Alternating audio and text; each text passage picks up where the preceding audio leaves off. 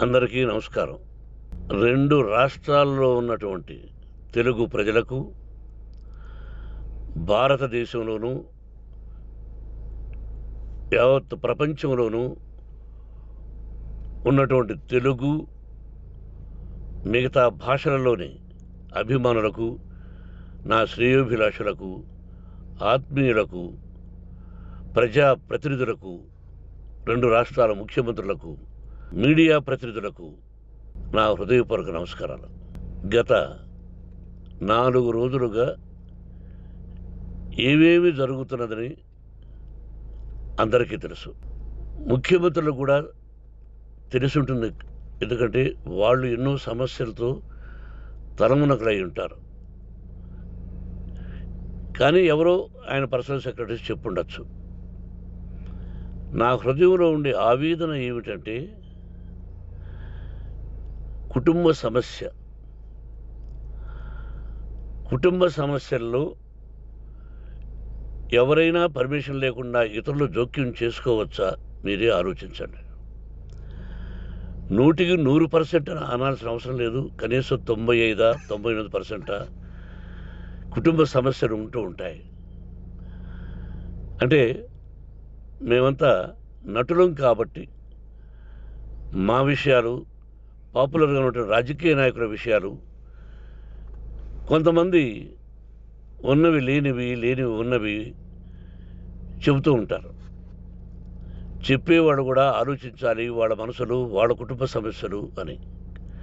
ఇదంతా ప్రజలకు తెలుసు. కానీ ఎందుకులే మన పనులు మనం చేసుకుందాం అని అందరూ సైలెంట్గా ఉన్నారు. ఇప్పుడు ప్రజలు కూడా, కొంతమంది రాజకీయ నాయకులు కూడా ఆలోచించుకోవాల్సిన విషయం.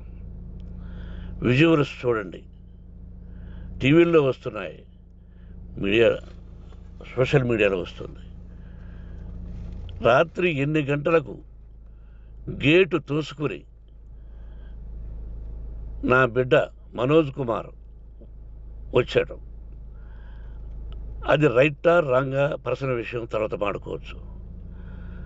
పత్రికాధిపతులు, అది పత్రికా సోదరులు 4 రోజుల నుంచి నా ఇంటి ముందు మనుషులను పెట్టుకుని, వ్యాన్లు పెట్టుకుని అలా ఉండడం ఎంతవరకు న్యాయం?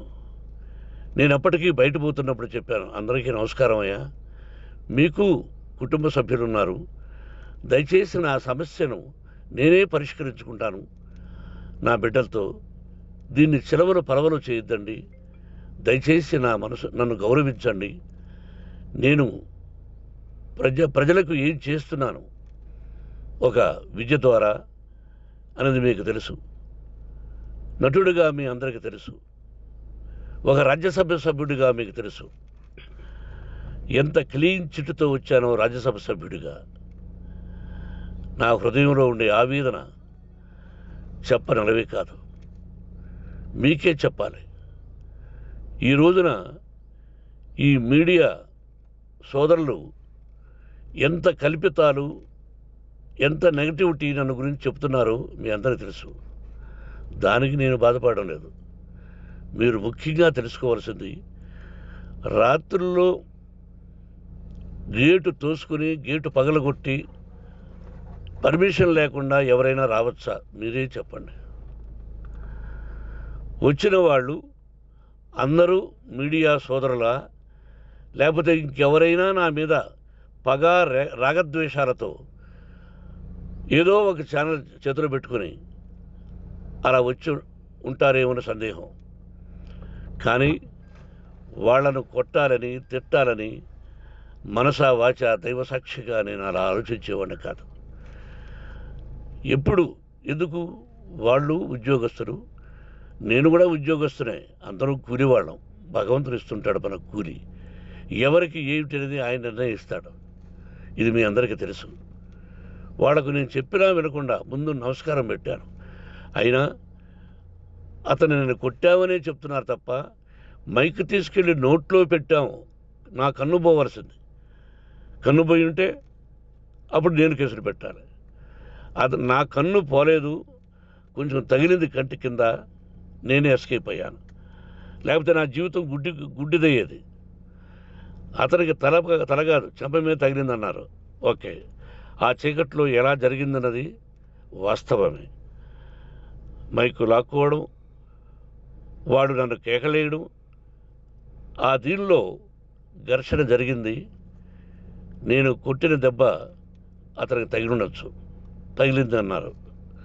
దానికి హృదయపూర్వకంగా బాధపడుతున్నా. అతను నాకు తమ్ముడే. ఒక తల్లి బిడ్డలం కాకపోయినా I love them, I like them. అటువంటిది ఈ రోజుకి బాధపడుతున్నా నేను. అయ్యో, అతని భార్య ఎంత బాధపడుతుందో, అతని పిల్లలు ఎంత బాధపడుతున్నారో అని నేను ఆలోచిస్తున్నా. మరి నేనెంత ఆవేదనకు గురి హాస్పిటల్లో అయ్యానో. నటించింది సినిమాలో నటిస్తాను తప్ప నిజ జీవితంలో నటించాల్సిన అవసరం లేదు. నాకున్నది ఒకటి ధైర్యం, సాహసం.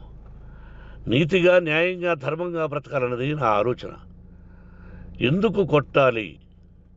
గేటు బయటుండి నేనేమైనా అసభ్యకరంగా వాళ్ళని కొట్టుంటే డెఫినెట్గా నా మీద 50 కేసులు కాదు 100 కేసులు పెట్టి నన్ను అరెస్ట్ చేయొచ్చు. లేకపోతే నేనే పోలీస్ స్టేషన్కి పోయి, అయ్యా, ఆవేశంలో నా ఇంటి బయట ఉన్న వాళ్ళను కొట్టాను, నాది తప్పే అని పోలీస్ స్టేషన్కి ధైర్యంగా పెడతాను. కానీ ఇంటి లోపలికి వచ్చి నా ఏకాగ్రతను, నా మనశ్శాంతిని భగ్నం చేశాడు. ఆల్రెడీ నా బిడ్డ చేస్తున్నాడు. అయినా నీ కన్నబిడ్డ, ఎప్పటికీ నీ కన్నబిడ్డే. ఏదో ఒక రోజున న్యాయం జరుగుతుంది, మేము కూర్చొని మాట్లాడుకుంటాం. దీనికి మధ్యవర్తులు అక్కర్లే.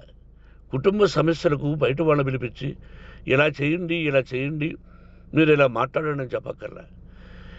కట్టుబట్టలతో మద్రాసుకు వెళ్ళేవాడిని. ఆల్రెడీ మీకు చెప్పాను. పైసా లేకుండా కట్టుబట్టలతో, చెప్పులు సగం కింద అరిగిపోయి అలా వెళ్ళినవాడిని. మా తల్లిదండ్రులు అద్భుతమైన జన్మను ప్రసాదించారు. ఒక్క పైసా ఇవ్వాల.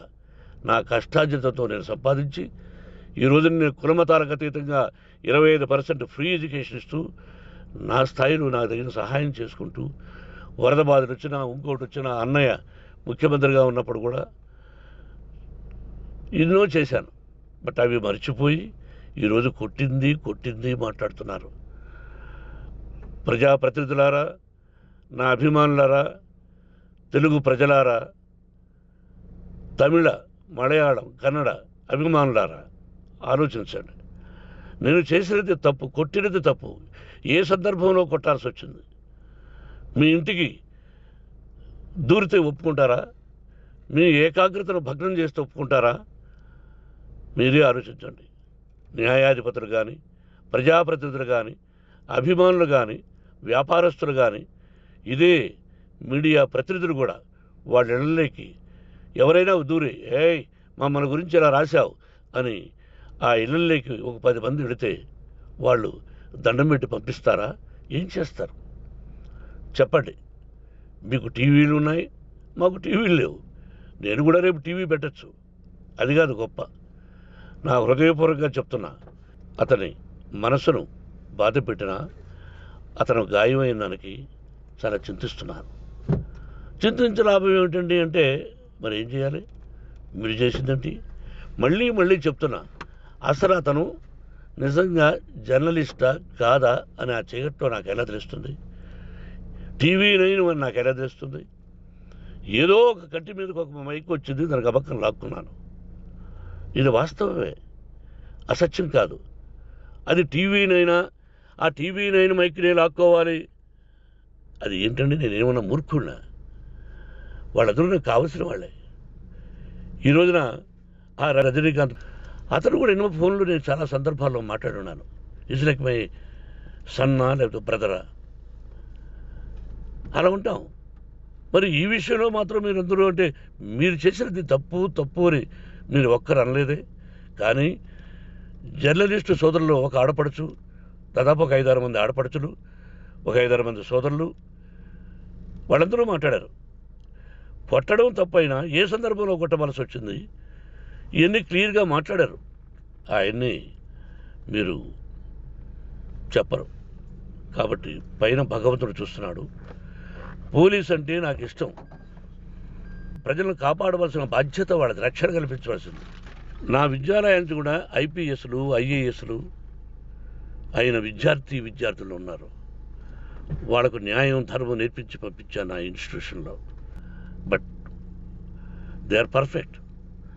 కొంతమంది ఐపీఎస్లు ఐఏఎస్లు డీసీపీలు ఇలా చాలామంది ఉన్నారు. బట్ ఎక్కడెక్కడో పనిచేస్తున్నారు. వాడు నా బిడ్డలు, మరి వాళ్ళు కూడా పోలీసు ఉద్యోగస్తులే కదా, న్యాయంగా ఉన్నారు కదా. కానీ ఇక్కడ మాత్రం ఏకపక్ష నిర్ణయం ఏమి చేస్తున్నారో మీరే ప్రజలారా చూడండి, ఆలోచించండి. నేను న్యాయమా అన్యాయమా, నేను చేసింది న్యాయమా అన్యాయమా, మీరే ఆలోచించండి. నా ఇంటికి తలుపులు బద్దలు కొట్టి రావడం న్యాయమా, మీరే చెప్పండి. ఎల్లప్పుడూ మీ ఆశీస్సులు కోరుకునే మీ మోహన్ బాబు. నమస్కారం.